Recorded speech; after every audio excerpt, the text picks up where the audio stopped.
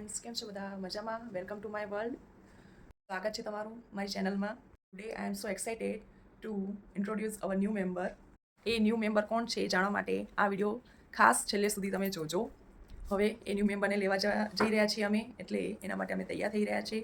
મોક્ષ અને આરુષ બંને હમણાં જ સ્કૂલથી આવ્યા છે, એટલે અમે હવે તૈયાર થઈ જઈએ, પછી તૈયાર થઈને મળીએ.